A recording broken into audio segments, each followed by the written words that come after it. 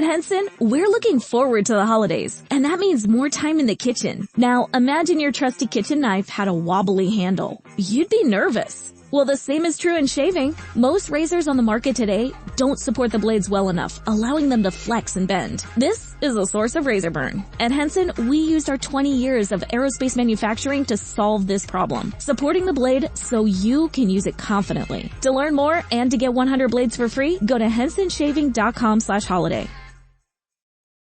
Let's face it, most people aren't making massive turkey feasts on the regular, and after 364 days of not thinking about it, it can be hard to get that bird just right. That's where Instacart, the holiday rescue app, comes in. From getting all the ingredients to prep a full seasonal spread to getting last-minute swaps in a turkey emergency, Instacart has everything a holiday host needs to save face and save dinner. And right now, if you download Instacart, you get free delivery on your first 3 orders and delivery in as fast as 1 hour. Offer valid for a limited time. $10 minimum per order. Additional terms apply. Mystery is my hobby.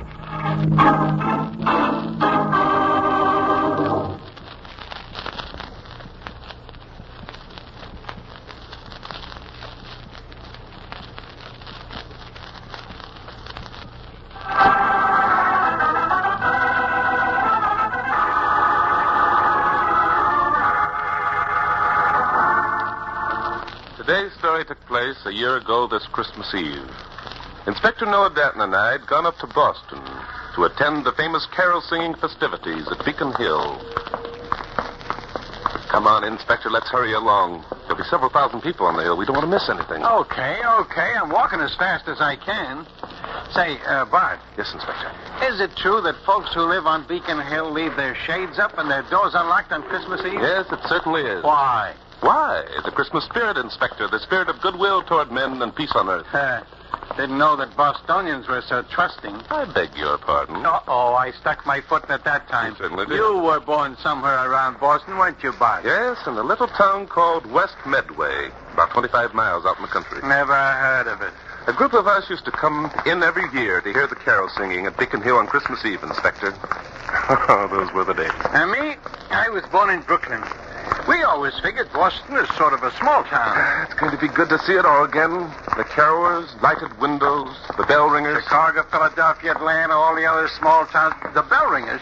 What in the heck are they? A group of people dressed up in bright red costumes and move from house to house ringing their bells and singing, Inspector.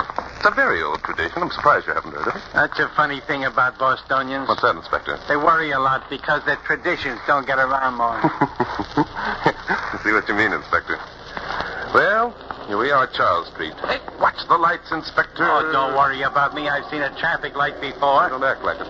Surprised to find anything so modern in Boston, though. Listen, Inspector.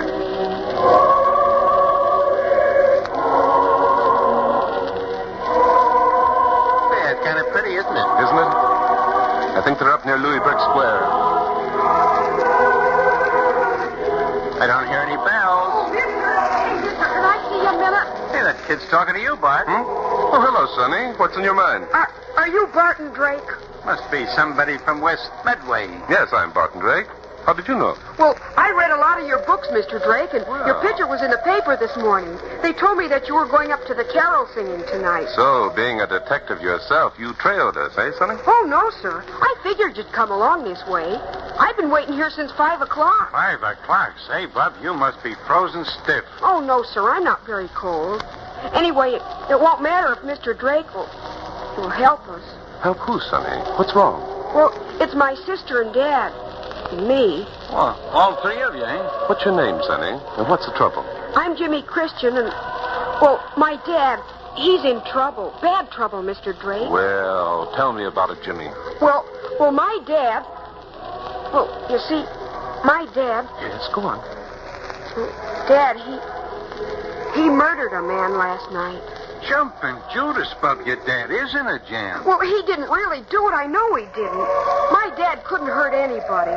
He's the most wonderful man that ever lived. He just wouldn't hurt anybody. I'm sure he wouldn't, Jimmy. Inspector, suppose we stepped over to that drugstore in the corner and order up some hot chocolates, I'm sure our young friend will find it easier to talk if we get in out of the cold. Yeah, it's a good idea. I always say hot chocolate is just the thing to bolster up a man's spirits.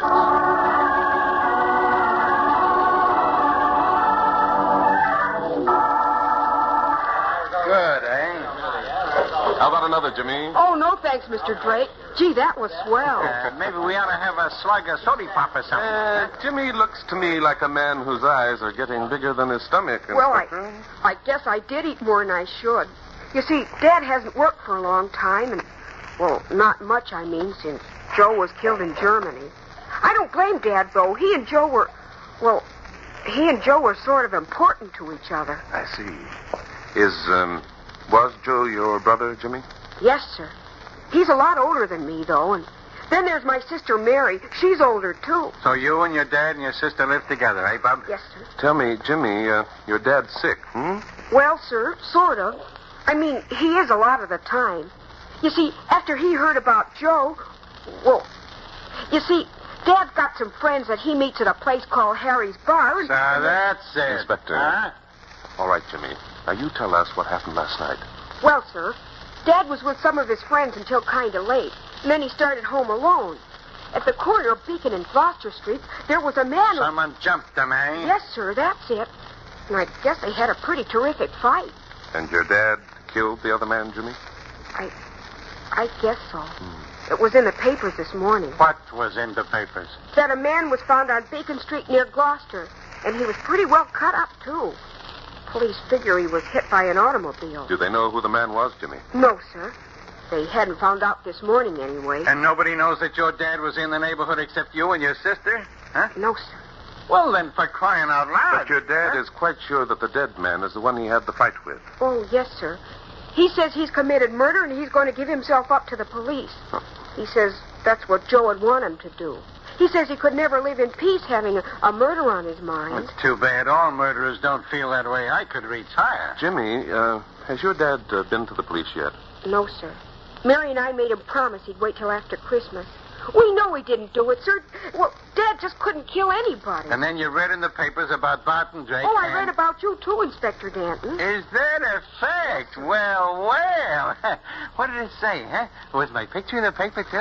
You know very well it was, Inspector. You bought at least a dozen copies. Oh, now, Bart, let the boy talk if he wants You to. can ask him to tell you all about this later, but right now we've got more important things to talk with Jimmy about. Do you mean you'll help Dad, Mr. Drake? Oh, boy, Now, wait a minute, Jimmy. Let's not jump to conclusions. Perhaps we can't help at all, but I think we can go out and have a talk with your dad.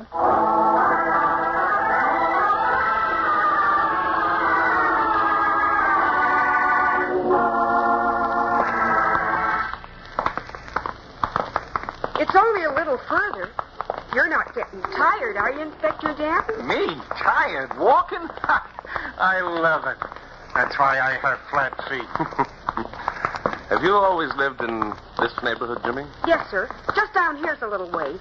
Down this alley? Well, it isn't really an alley. Well, Dad says it used to be a famous street. Oh. Here we are, up these steps. Well, Jimmy, I see you've got a Christmas tree in the window. Oh, yes, sir. Mary and I saved up and bought it. We figured if we had a tree and things, well, it'd make Dad feel better. Looks kind of nice at that. Come on in. Boy, Mary'll sure be surprised. She said I was crazy if I thought I could get Barton Drake to come here. Don't forget me, Bub. Hey, Mary! Dad! He's here! Barton Drake is here! Jimmy, what in the world? Jimmy, who are these men? It's Barton Drake and Inspector Noah Danton. Don't you recognize them? I told you they'd come if I asked them. I told you. Good evening. I suppose you're Jimmy's sister Mary. Why, it is Barton Drake. Well, sure it is. Who'd you think it was? Oh. And this is Inspector Danton. Hi. Well, won't you sit down? I hardly know what to say. Jimmy, you shouldn't have done this. Well, sure I should. Mr. Drake will prove that Dad didn't murder anybody, won't you, Mr. Drake? Well, I don't know, Jimmy, but I'd like to talk to your dad, if I may. I'm sorry Jimmy put you to all this trouble, Mr. Drake, but I'm afraid there's nothing anyone can do. On the contrary. I think your father'd be making a mistake if he gave himself up to the police pleading murder. Now, wait a minute, Bart. Murder's murder. Not unless it's deliberate, Inspector. According to Jimmy's story, Mr. Christian was attacked. If death resulted from the fight that followed, it could reasonably be called self-defense. I knew it. I knew Mr. Drake could figure out something. I'm afraid Jimmy didn't tell you everything, Mr. Drake. Oh? You see, the police believe that the man who was found on Beacon Street this morning was hit by an automobile. Yes, I know. Jimmy told us that. Sure I did. I told him everything. Please, Jimmy. Dad feels that sooner or later they'll catch the hit-and-run driver, Mr. Drake. He feels that someone might go to prison for his crime. Well, why doesn't he wait until that happens? Well, it's hard to explain, gentlemen. Ever since my brother Joe was reported killed in action, Dad's conscience has been bothering him. Somehow he feels that what happened to Joe is his fault. So he gets pie-eyed every night at Harry's bar, eh? Don't you talk that way about my dad. He only does what he does because he feels so bad about Joe. Okay, Bob, okay. Is your father at home, Miss Christian? It won't do any good to talk to him. I know it won't. I'm sorry that Jimmy put you to all this trouble. Well, since we have gone to the trouble, I'd like to talk to your father, if I may. I'm sorry, but Who wants to talk to Noel Christian? Oh, Dad! Hi, Dad. Hey, guess who these men are? They're Barton Drake and Inspector Noah Denton. That's who. Barton Drake, the criminologist? Yes. That's right, Mr. Christian. I'm Drake. This is Inspector Noah Denton. Aye. So they found out, huh? They know I'm a murderer. On the contrary, Mr. Christian, we hope to prove that you're not a murderer. Well, gentlemen, I'm ready to go with you, and it's a relief. Believe me, it is. It isn't easy to live with one's conscience. But, Dad, you don't understand. These men are here to help you. Help me. There's no help for a murderer, daughter. Isn't that right, Inspector Denton? What? Oh, sure, yeah, that's right. No help for a murderer. You bet. You see, the inspector knows. If Joe were here, he'd understand. Joe was my son, gentlemen. Since he was killed, I've been trying to live as I know he would want me to. By forgetting your responsibilities toward your other children, Mr. Christian? Why, the idea. Young man, you don't realize what you're saying. I realize perfectly well what I'm saying, Mr. Christian. There isn't one man in a million who would give himself up to the police, claiming he was a murderer, especially when there was a chance of his getting out of it, unless he were a complete fool. I don't think you're a fool, Mr. Christian. Hey, you can't talk to my dad like that. I wish now I'd never even Jimmy. asked you. Mr. Drake, I think you'd better leave. Very well, Miss Christian. No, wait. Yes? Your words interest me, Mr. Drake. You say I'm not a fool. Why, then, do you think I'm giving myself up to the police? I think you're affecting a pose, Mr. Christian. A pose? Yes. Please understand, this is only a theory of mine. Frankly, the moment I saw you, I lost interest in what first appeared to be an interesting case. Go on, please. I can sympathize with your grief over the loss of your son, Joe, but I cannot sympathize with the cowardly way you have thrust the burden of your grief on your two other children. What do you mean? Just this. You attempted to drown your grief in drink. Possibly you lost your job as a result. You were forced to move into this squalid neighborhood. Then you became ashamed of your weakness, and pride forced you to use Joe as your excuse. Is that all? Well, Mr. Christian, that's only a beginning. You felt that sooner or later, Mary and Jimmy would begin to question this grief of yours. So last night, you were attacked. This morning, there was an account in the papers of a body being found near the spot where you'd been set upon. And so? And so you saw an opportunity to make a hero of yourself by pretending your grief over Joe's loss was forcing you to give yourself up as a murderer. You don't think I am a murderer, then? Nor do you, Mr. Christian. You feel confident in your mind that the police will laugh at your confession. On the other hand, you will have gained the adulation of your son and daughter, who will continue to worship and support you. That's a pretty harsh accusation, Drake. Yes, the truth is most always harsh, Christian. You're a weakling and a coward, man. Your only salvation lies in yourself, not in... What's that? I'll go, Dad. It's a policeman. That's right, my boy. A policeman looking for a Mr. Noel Christian. Oh, no. I'm Christian. What do you want? Ah, it is a pity what I wanted this Christmas Eve, Mr. Christian. Well, go on. Speak up. What is it? Well, sir, it seems, Mr. Christian, there was a barroom brawl at Harry's bar last night. You were there, were you not, Mr. Christian? Well? And it seems you punched the nose of a gentleman named Charlie Augustus, Mr. Christian. He deserved it? Oh, I have no doubt but that he did, sir. But tell me, did he deserve being murdered now? Murdered? Yes, sir. On Bacon Street near Gloucester, his body was found. At first, we thought it was the work of a hit-and-run driver. It was, wasn't it? No, Mr. Christian, that's where you're wrong, I think. Witnesses are out who claim that this Charles Augustus followed you after you left Hattie's bar and a fight ensued. That's a lie. It wasn't Charlie. No. Who else was it then? Charlie's body was discovered dead. Pity it is, Mr. Christian, on a Christmas Eve, too. But I'll be arresting you for the murder of Charles Augustus. Come along now.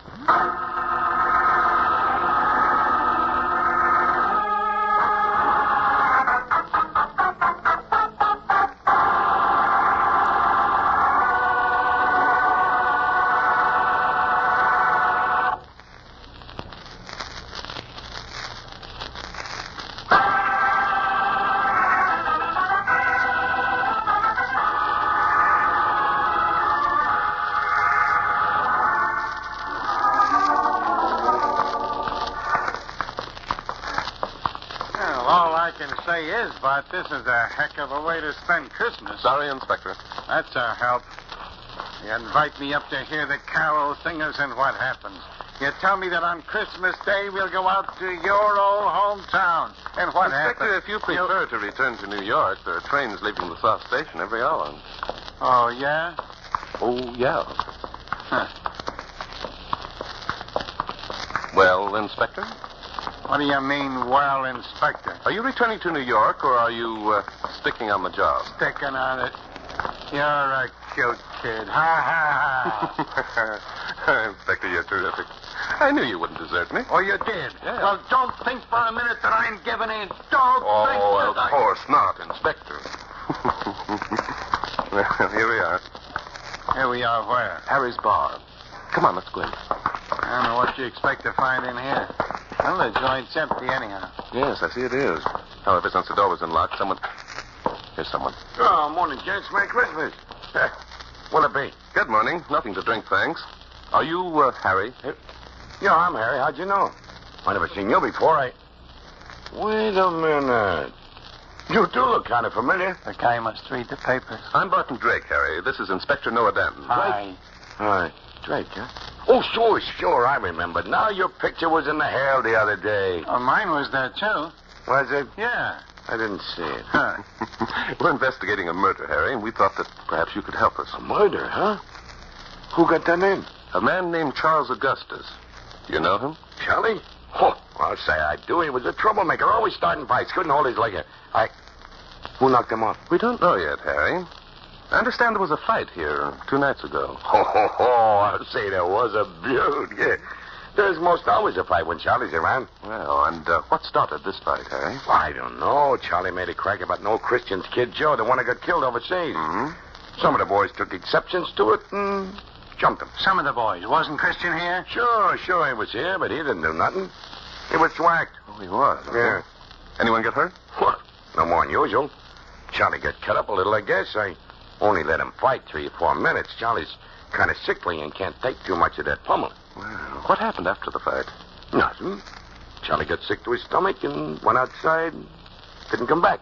And what time did Noel Christian start for home? Oh, I'd say was about 11 o'clock, I guess. Mm-hmm.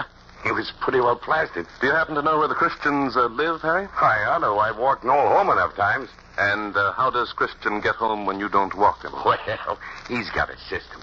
He goes straight down Gloucester, crosses Beacon, and keeps on at the river. Yeah? The river's sort of a landmark for him, see? So he keeps it in sight till he comes to the Esplanade Shell, then he goes up and across Charles. He's never missed yet. Well, 2 nights ago he missed. He wasn't so drunk. Inspector. Huh? What's the matter? What did I do? Hey, wait a minute. Wait a minute. You two ain't saying it was Noel that knocked off Charlie, are you? That's a hot one. Noel wouldn't hurt a flea. Everyone knows that. Look, you don't think that Noel really murdered Charlie, do you? No, Harry, as a matter of fact, we don't. In fact, we're sure he didn't. Come along, Inspector. We're going to have a talk with Officer Clancy.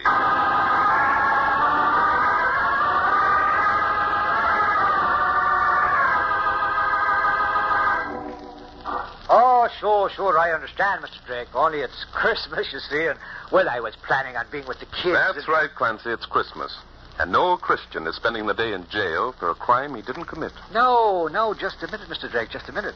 There was a man who seen Christian coming along Gloucester Street and recognized him. So what? He didn't see Christian murder anyone, did he? Well, sir, he seen somebody jump on Christian, and it was me who discovered Charlie's body later on while I was doing my regular beat. And since you learned there was a fight at Harry's bar earlier in the evening, you assumed that it was Charlie who attacked Christian, is that it? Well, sir, knowing that the fight was about Christian's son, Joe, now, wouldn't you assume... We'll ask the questions, Clancy, me boy.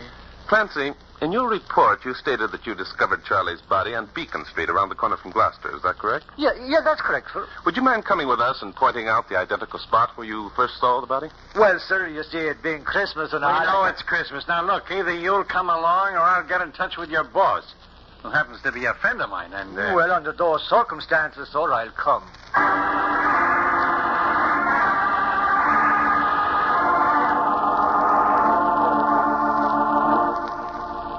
Well, gentlemen, here we are. I was right there that I discovered the body. Okay. But how do you know that this is the corner of Beacon and Gloucester Streets? All the signposts are covered with snow. I beg your pardon, sir, but if you've lived in Boston as long as I have, you'd know when you're at the corner of two streets. We can't argue that, Inspector. This is Clancy's regular beat. He ought to know where he is. Thank you very much, Mr. Drake. Now, if I've done all I can... Well, just a minute, Clancy. I've one of my cards here somewhere. Here we are.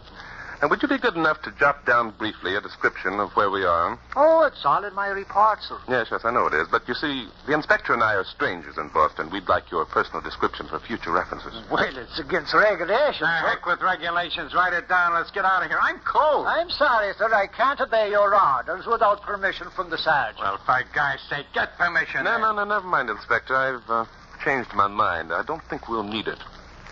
Clancy, I'm sorry, but you have to come with us while an autopsy is performed on the body of Charles Augustus.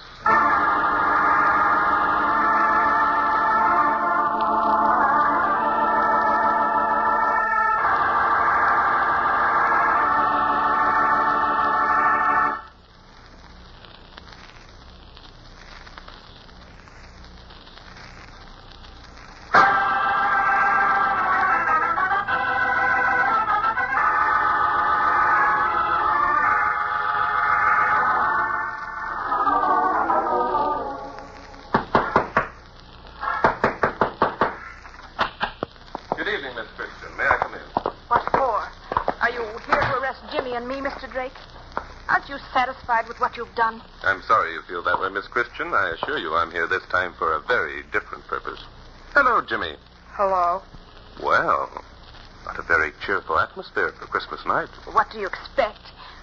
We'd planned such a nice Christmas for Dad. And you're going to have a nice Christmas, I assure you. Oh, sure, a nice Christmas with Dad in jail and Joe dead and everybody else having a party. All right, Mr. Christian, inside with you. Oh, Dad! Hello, kid. Oh. Merry Christmas. Well, Dad, what happened? Oh, gosh, Dad, you really didn't kill anybody, did you? Did you, huh? Really? I guess not, son. But I'll let Inspector Danton and Mr. Drake tell you about it. Well, there isn't a great deal to tell. Inspector, have you the autopsy report? Yeah, I got it. Charlie Augustus died of heart attack and exposure just like you figured, Bart. Heart attack? But I thought You it was... see, your father wasn't sure that the man who attacked him was Charlie Augustus, Miss Christian. Oh. It was reading about his death in the paper the next morning that gave him the idea. Oh, Dad. I'm sorry, Mary. The things that Mr. Drake said about me last night were the truth. I saw a chance to make you kids Well, think... what of it? Doesn't make any difference now that we know you didn't murder anybody. Thanks, son. Things will be different from now on. Losing Joe was kind of hard to take. Yes. There's a lot of fathers in the same spot, Christian. They all find it hard to take. But somehow they do take it, and it's that sort of spirit that makes heroes out of chaps like Joe. You're right, of course. I know it now, and things will be different. Oh, Dad, it's just as though Joe were here. As though he heard you and was grinning at us and saying, "That's swell, Dad. Merry Christmas." Hey, wait a minute. How did you know it wasn't Dad who murdered Charlie Augustus, Mr. Drake? How'd you find out them things? Well, it wasn't very hard, Jimmy. Harry, the owner of the bar, told us that your father didn't take part in the fight. And he also told us that Charles Augustus was sickly. So we had an autopsy performed to determine the exact nature of his death. Well, sure, but how did you know? How did you guess? Don't ask him how he guessed, Bob. Drake never guesses. Go on, Bob, tell him. No, I think I'll let Officer Clancy do the honors. How about it, Clancy? Well, now, sir, that kind of puts me in a spot. Was no fault of mine, I'll have you know. I thought it was a hit-and-run drive when I first found the body. Then my report was all handed in, and if Inspector Danton hadn't squared things with the sergeant, I'd been in a fine fix. But what happened? Why would you be in a fine fix? Well, miss, you see, it was like this. It seems that your dad there had a system of coming home. He always walked straight down Gloucester Street to the river, so he did, which was something I didn't know at the time. Come on, get to the point. Well, sir, you see, the signboards were covered with snow, so I couldn't see how to spell the name Gloucester.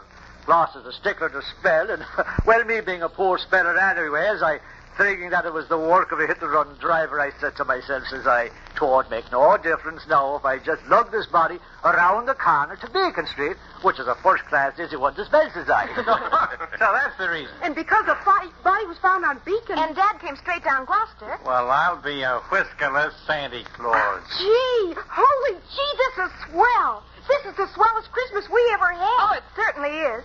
Listen, Listen, everybody, let's sing Christmas carols. That's the ticket. Can anyone play the piano? Can anyone play the piano? The inspector's practically a genius with the ivories. Come on, Inspector, strike up a carol for us. now, Oh, please, Inspector. Oh, come on, Inspector. It's Christmas. Okay. You talked me into it.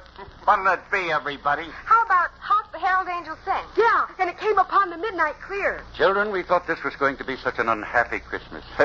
Let's sing, Oh, Come All Ye Faithful. Oh, come all ye faithful, joyful and